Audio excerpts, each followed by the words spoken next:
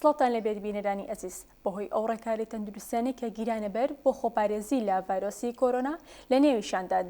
دەرگای مزگەوتەکان داخران بە خۆشحاڵیەوە لە مانگی پیرۆزی ڕەمەزاندا دەرگای مزگەوتەکان بەڕووی مسلمانان داکرانەوە و مسلمانانی سەرجەم هەرێمی کوردستانیش ڕویان کردە مزگەوتەکان و نوێژ و تاعەت و ئیبادەتەکانیان تیادا دەست پێکردەوە. پیرۆزی مانگی ڕەمەزان و گەورەی شەوانی لەیلەت وقەدر دەکەیناتەوەری پرۆگرامی ئەمجارەمان بە میوانداری مامۆستایەکی ئاینی ئەویش مامۆستا عوسمان نەورەسی مامۆستا ئاینی. مامۆستا بەخێر بێت. سپاس بۆ بەڕێزیشت. مامۆستا سەرەتا باسی گەورەی مانگی پیرۆزی ڕەمەزان بکەیت و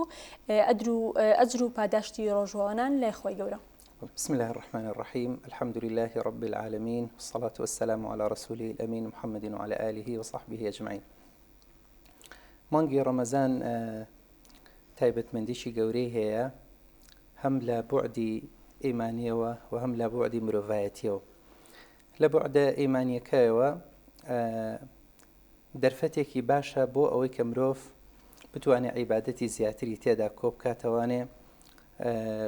بۆ مەبەستی قیامەت و ڕازیبوونی خۆی پەروەردگار. چونکە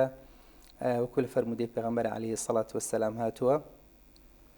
مانگی ڕەمەزان بۆ ڕەمەزان دەبێتە کەفارەتی گوناهی ئینسان، وەکو چۆن جومعەکان بۆ جومعە، نوێژە فەرزەکان بۆ نوێژە فەرزەکان. ئەمانە خۆی ئەو دەرفەتانن کە خۆی گەورە بەخشیوێتی لە ڕووی ئیمانی و باسەکە بۆ قیامەت بەخشیوێتی بە مرۆڤ بە ئینسانی ئیماندار بۆ ئەوەی کە زیاتر زاد و زەخیری خۆی تێدا بخە. بۆیە هەر مانگی ڕەمەزان وەکو لە فەرمودەکانی ترا هاتووە ڕەحمەتە، مانگی عەفو و میهرەبانی خۆی پەروەردگارە، مانگی بەخشین و بەخشندەییە کە خۆی گەورە بەندەکانی خۆی ڕزگارەکە لە دۆزەخ و مژدەی ڕزگاریان پێبەخشێت. واتە لە بوعدی ئیمانیەوە تایبەتمەندێکی گەورەی هەیە، شەوانی قەدری تایە، ئینسان زمانی بە ڕۆژوە بەردەوام لە زیکر و عیبادەتایە، لە ئەتیکافایە، لە مزگەوتایە، تایبەتمەندێکی گەورەی هەیە. بوعدێکی تریشی هەیە مانگی ڕەمەزان بوعدێکی مرۆڤایەتیە. هەر خۆی مانگی ڕەمەزان و ڕۆژوو خۆی قوتابخانەیەکە، مرۆڤ پەروەردەکە، فێری مەسئولیەت و هەستی بەرپرسیارەتی تێدا دروستەکە. چونکە تۆ لە ڕەمەزانە برسیەبی لێرەکانەوە بۆی کە ئیحساس بە مەسئولیەتکەی لە ژیانی برسیەکان تێبگەی. چونکە ژیانی مرۆڤایەتی هەمووی وەکو یەک نییە، هەمووی لە ژیانێکی خۆش و باشە ناژی. بۆی ئینسانی ئیماندار هەمیشە ئەو حاڵەتانی واجباتە یاخود بڵێن فەلسەفەی ئەسڵی عیبادەتەکان ڕەمەزان، ڕۆژ و نوێژ هەر یەکێک لەوانە فەلسەفەیەکی تایبەتی خۆی هەیە کە دروستبوونی ئینسانە، لایەنی ئیمانیەکەی وەلایەنی مرۆڤایەتی بوونەکەشی کە چۆن مامەڵە لەگەڵ خودی مرۆڤەکە، چۆن مامەڵە لەگەڵ ئەم گەردون و ژینگەیەکە، چۆن مامەڵە لەگەڵ دەوروبەری خۆیەکە. بۆیە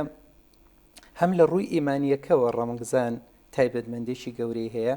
و هەم لە بوعدی مرۆڤایەتیەکەشەوە کاریگەریەکی گەورە لەسەر ئینسان دروستەکە بۆی بتوانێت ئینسانێکی باش و تەندروست بێ بۆ دەوروبەرەکەی خۆی بۆ مرۆڤایەت. هەر ئەمە ژوا لەو کەس ئەکات کەسی ڕۆژەوان کە یارمەتی کەسانی فەقیر بات و هەست بە کەم و کورتی لایەنی ژیانی ئەو کەسانی دەوروبەری بکات کە وەکو ئەو نینیان جیاوازەکانی لە ڕووی مادیەوە. هەتا ئەو کاتێک کە تۆ برسی نەبی لە ئازاری برسیەکان تێناگەی، هەتا ئەو کاتێک کە کێشەیەکی تەندروستیت نەبێ لە ئازاری ئەوانە تێناگەی کە نەخۆش و گرفتیان هەیە. بۆیە ئیسلام هاتووە بە کردەیی، چونکە فەلسەفەی عیبادەتەکان بۆ دروستبوونی ئینسانە، بۆ ئەوەی کە ئەو سیستەمە ئیلاهی کە خۆی گەورە دایناوە لەم کەونەیە بۆ ئەوەی کە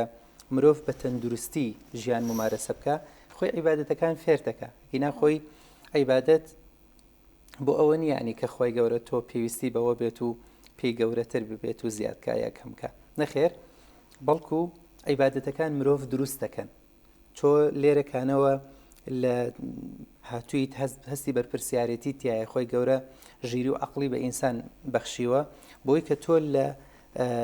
ئەو چواردەوری خۆت، لە ئەو بیئەی خۆت، لەنە ئەو مرۆڤایەتی خۆت کە تیادەژی لە ئازاریان تێبگەی. هەڵبەت بێگومان مانگی ڕەمەزانێکێکە لەو تایبەتمەندیانی کە تایەتی بۆیە دەبینی زۆرترین بەخشندەیی هەیە، زۆرترین بەخشین هەیە لە مانگی ڕەمەزانە، چونکە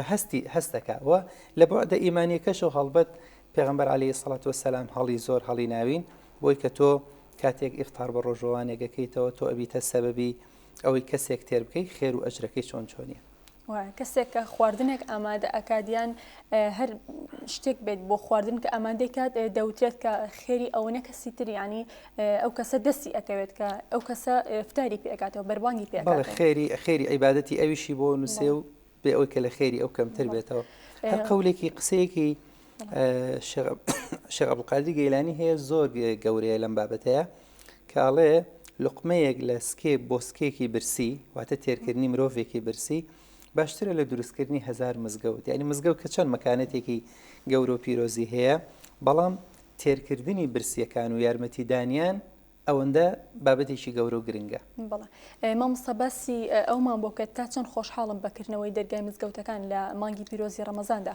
کە وەکو دەزانین بەهۆی خۆپارێزی لە کۆرۆنا ڤایرۆسەوە مزگەوتەکانی ژەکێک بوون لەو شوێنانەی کە بەڕۆی موسڵماناندا داخرا.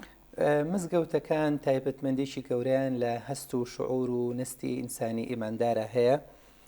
و ڕۆڵێکی گەورەشی هەیە لە ناو کۆمەڵگادا. بێگومان موسڵمانان زۆر خۆشحاڵن و هەر لە سەرەتای ڕەمەزانیشەوە کە وەکو پێویست لە کاتی خۆی مزگەوتەکان نەکرایەوە ئەو بێتاقەتی و ماندوێتیە بە ڕووی خەڵکا دیار بوو کە چەندە پەرۆشی مزگەوتەکانن بۆیە ئەمەش هەڵبەت داخستنی دەرگای مزگەوتەکان ئەو مزگەوت ڕۆڵی خۆی بینی لە کاتی خۆیان چونکە لە هەر شوێنێکە خزمەتی مرۆڤایەتی بێ مزگەوت چکە خۆی عیبادەتەکان و خزمەتی مرۆڤن خۆی مزگەوتەکان بۆ خزمەتی مرۆڤن خۆی ڕۆژوو بۆ خزمەتی مرۆڤە خۆی هەموو ئەمانە بۆ خزمەتی مرۆڤایەتیە بۆیە مزگەوت ڕۆڵی خۆی بینی لە پێش هەمووانەوە و هەمیشە ڕۆڵێکی وعی و هۆشیاریکردنەوە ئەبینێ لە کۆمەلگایە بە هەموو ئاراستەکان بە ئاراستەی ئەوەی کە خەڵک چاکەکار بێ و بەخشندە بێ بە ئاراستەی ئەوەی کە تەنانەت دەسەڵات هۆشیار کاتەوە ئاگاداری کاتەوە لە ژیان و معاناتی خەڵک بۆیە مزگەوت ڕۆڵێکی گەورەی هەیە و موسڵمانان بە تامەزرۆییەکەوە هەمیشە ڕوانیویانەتە مزگەوت. بەڵێ مامۆستا هەڵسوکەوتی کەسانی ڕۆژوان پێویستە چۆن بێت کاتێکە کەسێک بە ڕۆژوو ئەبێت تەنها پێویستە خۆی لە خواردن و خواردنەوە بگرێتەوە یاخود دەبێت چەند کردەوەیەکی تر هەبێت کە ئەنجامی بدات ڕۆژ و مەدرسەیە مەدرسەی پێگەیاندن و دروستکردنی مرۆڤبوونە ڕۆژوو لەگەڵ ئەوەی خۆگرتنەوەیە لە خواردن و خواردنەوە و هەموو ئەو شتانەی کە دیاری کراوە لە فقه لە شەرعا کە ڕۆژوو بەتاڵەکاتەوە لەگەڵ ئەوەی ئەو بابەتەیە لە هەمان کاتیشە لایەنێکی تریشی هەیە کە بریتیە لە ئەوەی کە خۆت بڕازێنیتەوە بە هەموو سیفاتە مرۆییەکان یان دووربی لە یعنی ئەگەر وەکو پێغەمبەر عەلەیهی سەڵات و سەلام فەرمودەکەی فەرمی ئەوانەی کە تەنها بەڵێن خۆیان لە خواردن و خواردنەوە دەگرنەوە لە سیفەتە خراپەکانی تر خۆیان ناگرنەوە هیچێکی تری وە نامێنێتەوە غەیری برسێتی و تینوێتیەکە دەبەرەوە ڕۆژوو تەنها خۆ برسیکردن و تینوێتیکردن نییە بەڵێەوە جانبێکێتی ئەو شتانی کە ڕۆژوو دەشکێنن ئینسانی ئیماندار خۆی لە دوورەگرێ بەڵام بەشێکی تری ئەوەیە کە تۆ چەندە مرۆڤایەتی بوونی خۆت ئەپارێزی ئەو سیفەتە جوانانی کە لە قورئانە وەصفی ئینسانی ئیماندارەکە لە تۆیان بەرجەستەیە ئەو سیفەتانی کە پێغەمبەر عەلەیهی سەڵات و سەلام باسیەکە کە هەر لە خۆ دوورگرتن لە غەیبەت لە بوختانکردن لە جوێندان لە ئازاردانی هەستی خەڵکی چەندە ئەمانە لە تۆیان بەرجەستەیە و چەندە هەستی مەسئولیەت لە لای تۆ هەیە هەست بە معاناتی کەسەکانی تر ئەەکەی چونکە وەکو لە فەرمودەکەی پێغەمبەر فەرمی عەلەیهی سەڵات وەسەلام ئیمانی تەواونی ئەو کەسی کە خۆی تێرە و دراوسێکی برسی بێ لێرە ئەوەیە ئایا تۆ سفرەکەت ڕازاوەیە سفرەی خەڵکانی تریژ وایە واتە تۆ ئەبێ ئەم شعورە لە ناخی تۆە دروست ببێ ئەگەر ئەم شعورانە دروست نەبێت تەنها پێت وابێ خۆت بگریتەوە لە خواردن و خواردنەوە ئەوانە لە ڕاستیە ئەوە فەلسەفەی ڕۆژوو لەو کەسە بەرجەستە نەبووە. مامۆستا هەنێک کەس هەیە کاتێکە بە ڕۆژوو ئەبێت ئیتر کە پارشە و ئەخەوێتەوە هەڵناسێتەوە و بانگی ئێوارە ئەمە چۆنانی ئەبێت بۆ شێوەیە ڕۆژوەکە لە ڕووی ڕۆژوە دروستە ینی ڕۆژوەکە لەو شتانە نییە کە ڕۆژوو بەتاڵ کاتەوە هەڵبەت هەرەبێ هەڵسە لە بینەکانیە چونکە ئەو بۆی ڕۆژوو جێبەجێەکە و ڕۆژوو ئەگرێت چونکە واجبێکی شەرعی و ئیلاهیە لەسەری نوێژەکەی نیوەڕۆژە لەسەری واجبە ئەسریش هەر لەسەری واجبە و کەواتە بێ لەو کاتانە شەڵسێ بەڵام ئەمە زیاتر بێ پلانیە بێ بەرنامەوە تێنەگەیشتنە لە مەهام و گەورەی ڕۆژوو تێنەگەیشتنە لەو ئەجرە گەورەی کە هەیەی مەسەلەی ڕۆژوو هەیەی چونکە گەر تۆ تەنها پێدوا بێ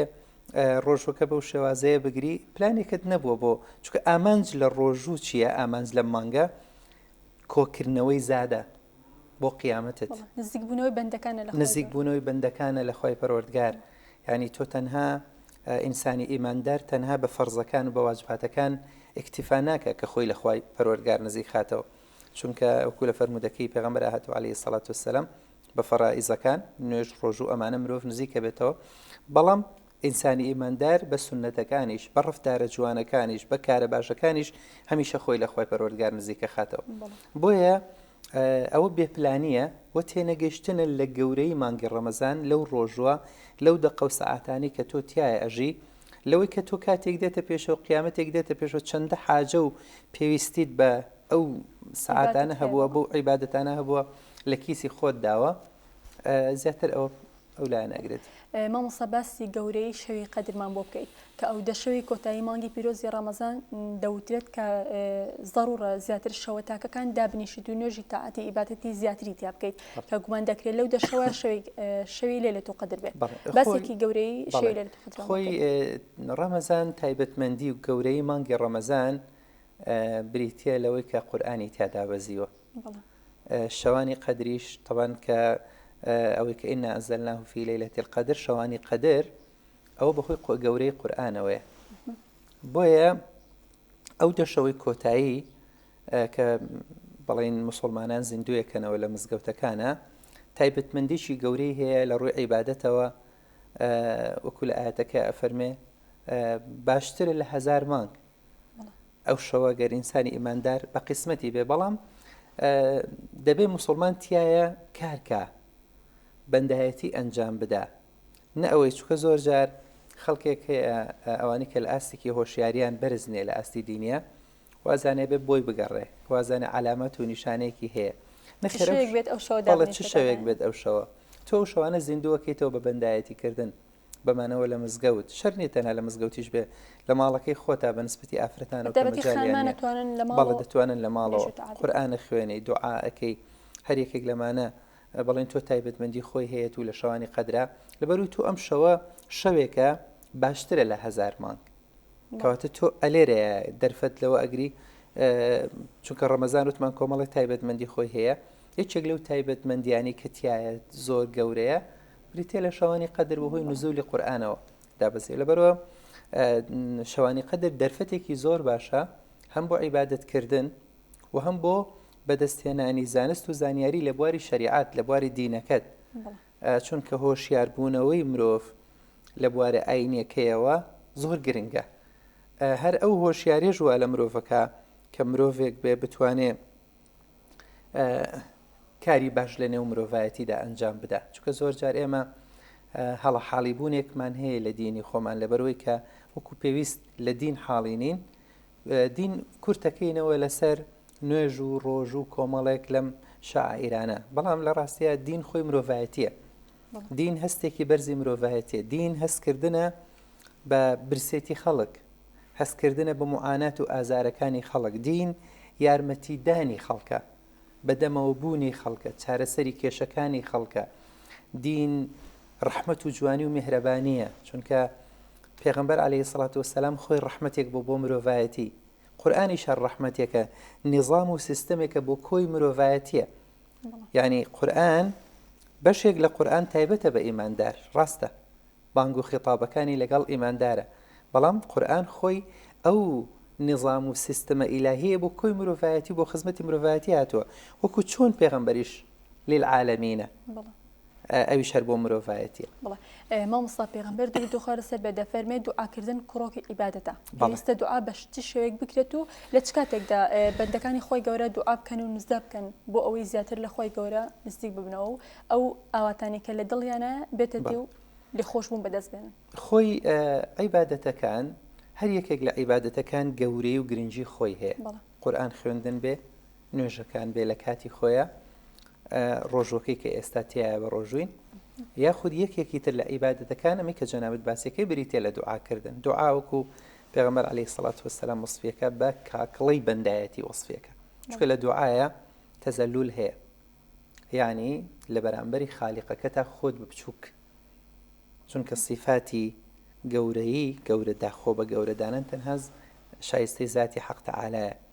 مرۆڤ لە دوعایە ئەپاڕێتەوە واتە زەلیل خۆی زەلیلەکە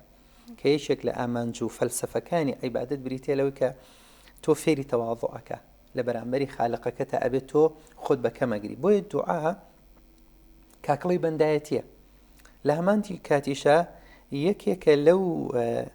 حاڵەتانی کە تۆ بەدایم دەتوانێت سیلە و پەیوەندیەکەت لەگەڵ خالقەکەتە هەبێت. بەڵێ چونکە داواکاریت هەیە، پێویستیت هەیە، هەر ناز و ڕازێکت هەیە. وإذا سألك عبادي عني فإني قريب أجيب دعوة الداعي إذا دعاني. يعني تۆ بڵێ بە بەندەکان کاتێک پرسیاریان کە دەرماری من پێیان بڵێ من نزیکم لیان چیان هەیە داوای بکەن پێیان ئەبەخشم. لێرە هەڵە حاڵی نەبین لە بابەتەکان چونکە زۆر کەس ئەڵێ باشە من دوعاکەم ژیرانە بێ بۆچی زۆر جار ئێمە بەشێک لە دوعاکان ئەگەر گیرا بێ ڕەنگە خۆی هەرزەرری خۆمانی تیاابێ چکە زۆر ئەزمموی ژیانی خۆمان زۆر جار کە خۆمان داوای شتێکەکەین دوایی کە نەبووە خێریشی گەورەی تا بۆ سوپاسمان کردو کە نەبووە. بەشێکی ئەوەی کە تۆ ئەمە خۆی عیبادەتێکی گەورەی ئەجریشی گەورەی لە قیامەت لەسەر وەرەگری. بەشێکیشی ئەوەی تۆ ئەبێ کاتێک دوعا بۆ شتێکەکەی سنەنی ئیلاهی لەم کەونەیە خواوای دای نەناوە تۆ بە دوعاکردن بە تەنها شتەکانت بۆ بەڕێوە بچێت. ژیان بە دوعا ژیان گۆڕانکاری لە ژیانی خۆت بە دوعا نییە ئەبێ گۆڕانکاریەکە لە خودی خۆتا دروستکەی. واتە هەر پێویستێکت هەیە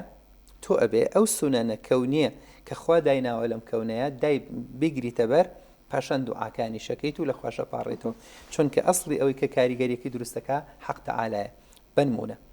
مرۆڤ کەسێک نەخۆشە ناکرێت لە ماڵەوە دانیشێ و بەس بڵێ خوای شیفام بێ ئەبێ ئەو سونەنە کەونیە بگرێتە بەر سەردانی پزیشککە ئەو عیلاجانەی چونکە هەموو دەردێک دەرمانێکی هەیە خی گەورە خۆی بۆی داناوە چارەسەرەکان بەکاربێن و پاشان لە خۆی پەروەردگاریش ئەپاڕێتەوە بۆی کە ئەو دەرمانانە بکاتە سەبەبی شیفاکە بووی. واتە تۆ هەر داواکاریەکت هەیە هەر پێویستێکی ژیانی خۆت هەیە دەبێ ئەو گۆڕانکاریە لە خۆت تا دروستکەی کە پێویستی پێیەتی ئەبێ ئەو وەسیلە و ئەسبابانە بگریتە بەر کە پێویستەکە. کەسێک پرۆسی زەواجی هەیە لەگەڵ ئەوەی داواعەکە خۆی گەورە کەسێکی باش بۆ هاوژینی خۆی بنسیبی بکە ڕێکارەکەش ئەبێ بگرێتە بەر ئەبێ هەوڵیشی لەگەڵ بدە. هەر یەکێک لە جانبەکان ڕسق کاتێک تۆ کەسێک داوای ڕسقەکە ئاڵێ خۆی گیان ڕسقی حەڵاڵم پێ ببەخشە ناشکری هەر لە ماڵەوە دانیشێ و هەر بە دوعا پێی وابێ بۆیە دێتە ماڵەوە ئەبێ حرەکەتی بۆ بکە جوڵەی بۆ بکە. بۆیە دوعا کاریگەری زۆری هەیە تەنانەت ئاسوودەیش بە ئینسانە بەخشێ و خۆشترین شتێک لە دوعایە بەڕاستی بریتیە لە ئەو موناجاتەی کە تۆ لەگەڵ خالقی خۆتاییکە کامە بابەتێکی کەم نییە. یعنی ئەوەی کە دڵی ئینسان ئاسوودە ئەکە مرۆڤ بەختەوەرەکە ئەو پەیوەندی ڕۆحی خۆیەتی لەگەڵ خالقەکەی. چونکە سا من زۆر جار ئەوە ئاڵێم لە وڵاتانی ئێمە کە ژیان تەندروست نییە کە وەکو پێویست بە حەز و پێویستی ئینسانەکان ناڕوە بەڕێوە ئەو جانبە ڕۆحی و ئیمانی خۆمان نەبێت کە هەمانە ئاوەدانێکە لەگەڵ خالقا لەگەڵ خۆی پەروەردگارە هەمانە زۆر کارەسات لە وڵاتەیە دروستە بێت. چونکە ئێستا تۆ ئەو هەموو گەنجە بێکاری کە هەمانە ئەو هەموو ژیانە کوولە مەرجی کە هەمانە ئەوە خەڵک ئێستا لەسەر شەقامەکان و داوای موچەیەکە و ژیانی نییە. باشە هەموو ئەم حاڵەتانە یعنی ئێمە کەمترین ئینتیحار و کەمترین خۆکوشتن و کەمترین کارەساتمان هەیە لە وڵاتە پێشکەوتوانی دنیا زۆر جار لە هیچ چیشیان کەم نییە کاتێک کەزانی یەکێک خۆیە کوژێ.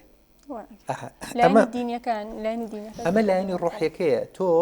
من بەبستەکەم بێمەوە سەر دوعاکە تۆ کاتێک دەست بەرزەکەیتەوە لە دوای نوێژەکەت چونکە باشترین کاتێکیش پرسیارەکەدەوە بوو کەیەکە دوعای تێدا گیرابێ دوای نوێژە فەرزەکانە شەوانە لە شەو نوێژەکانە لە کۆتایی شەو نوێژە مەسەرەن ئێستا کە شەو نوێژەکرێ شەوانی قەدرە لەم کاتانەیە کە تۆ دوعاکەی تۆ لێرەیە لەگەڵ خالقەکەی خۆت ئەدوێی لەگەڵە دوعا ئەوە نییە تۆ بەدەم هاوارکەی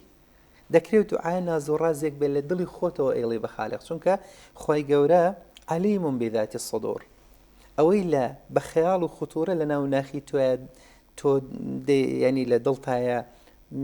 بە زیهنی توادێ خوا پێی ئاگادارە. هەنێ وشە هەیە و هەنێ قسە هەیە کە ناتوانانی لێ هیچ کەسێ باسی کێ بەس تۆ لەگەڵ خۆی خۆتە دەردەدڵ ئەەکەیت و داوای لێ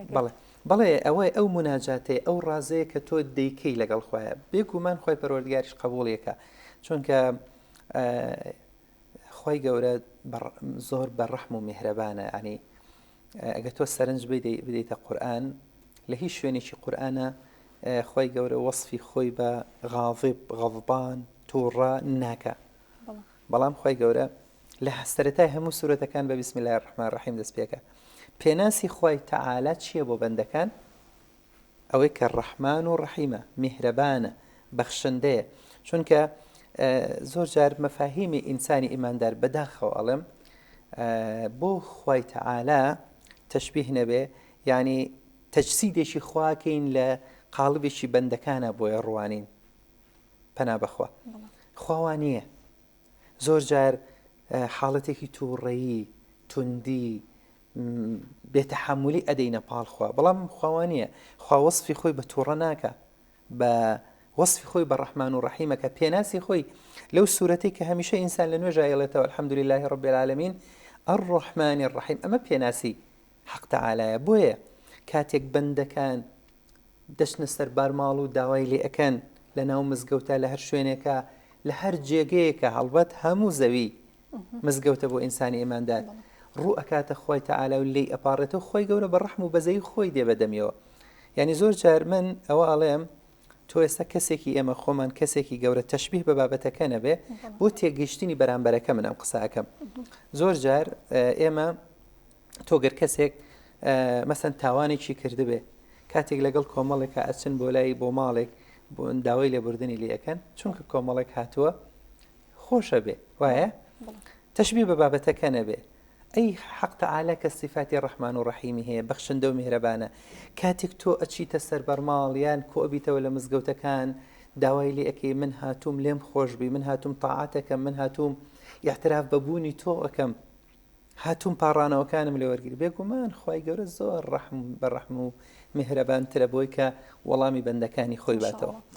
مامۆستا باسی خوورمەمە بۆ بکەیت و سوودەکانی لە ڕووی ئاین ئیسلامەوە بەتایبەتی لە مانگی پیرۆزی ڕەمەزانە کە خواستێکی زۆری لەسەر بەتایبەتی بۆ بەربانگ و فتارکردنەوە بەڵێ خۆی ڕۆژ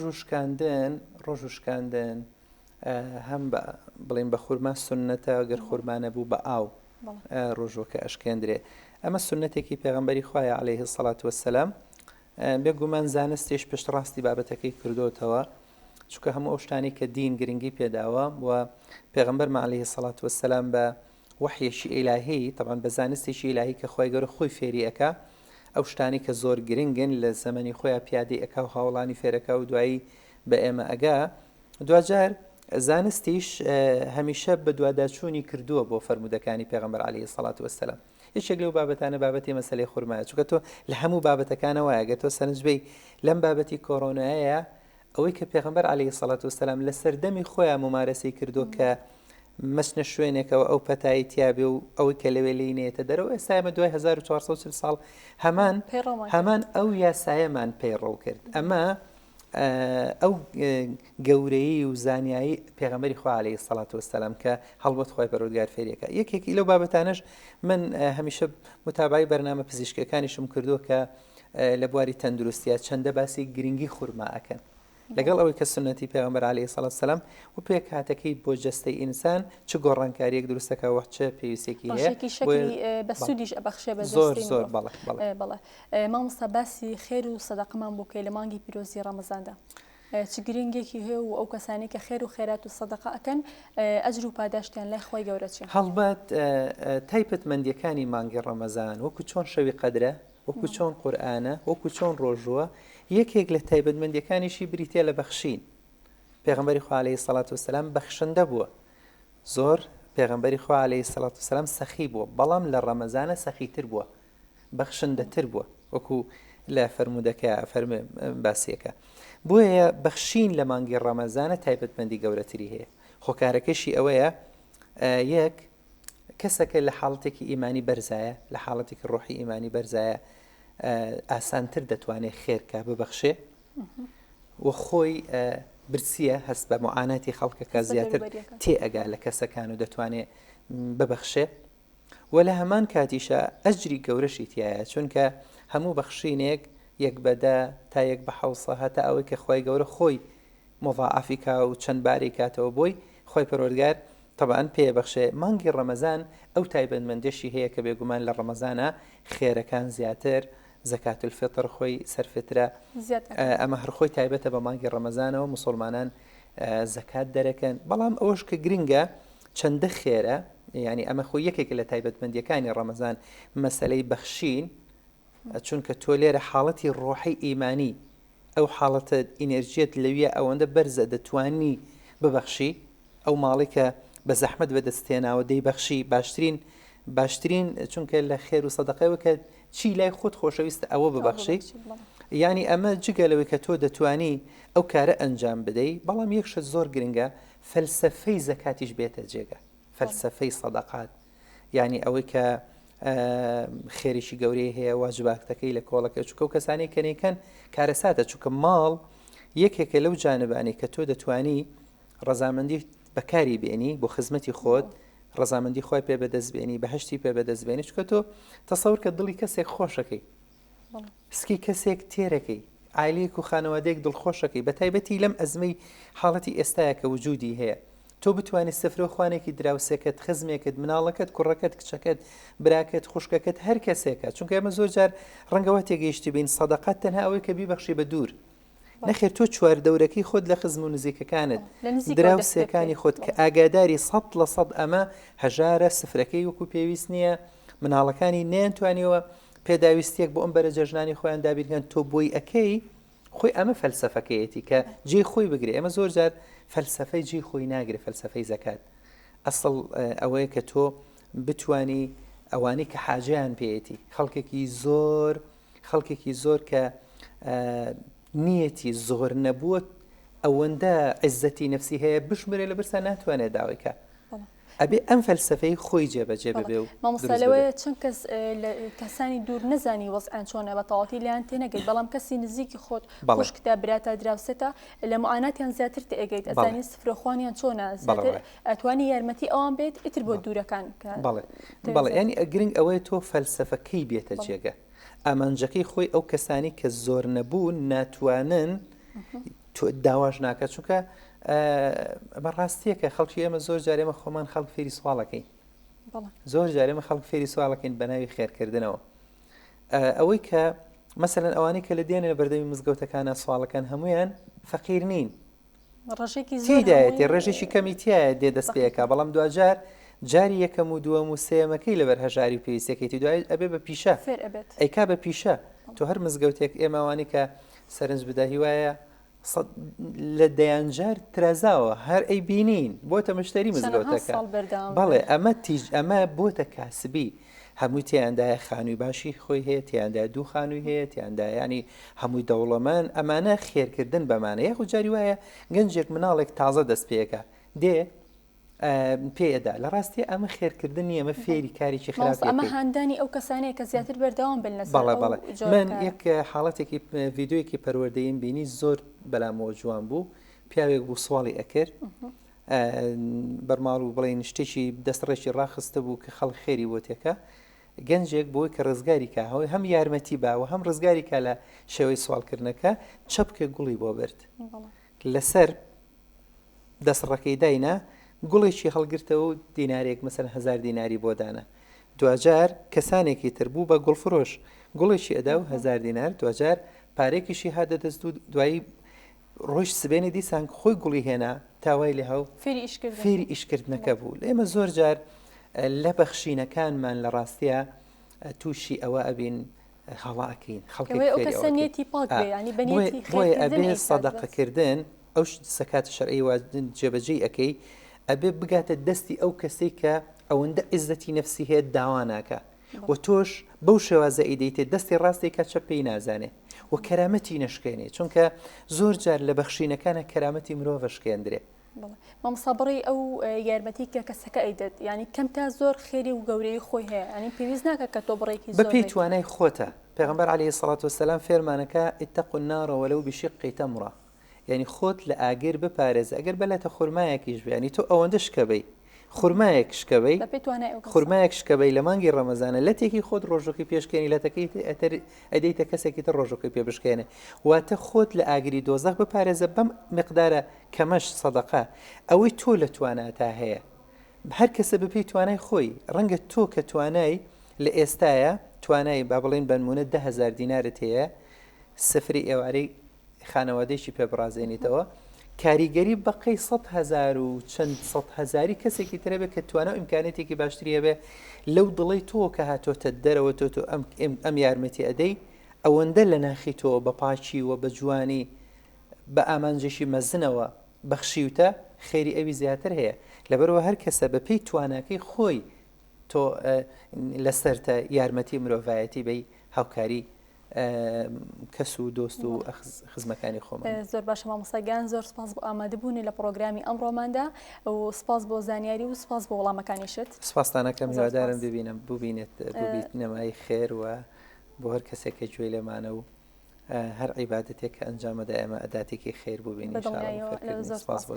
بینەرانی ئەزیز بەم شێوەیە پرۆگرامی ئەمڕۆمان پێشکەشکردنی هیوادارین مانگی پیرۆزی ڕەمەزان ڕۆژوو و تاعەت و ئیبادەتەکانی هەموو مسلمانان قبول بێت و ئەم پرۆگرامشمان بوو بێتە جێگەی سوود و ڕۆزەمەندی ئێوەی ئەزیز کاتێکی خۆش خۆتان لەگەڵ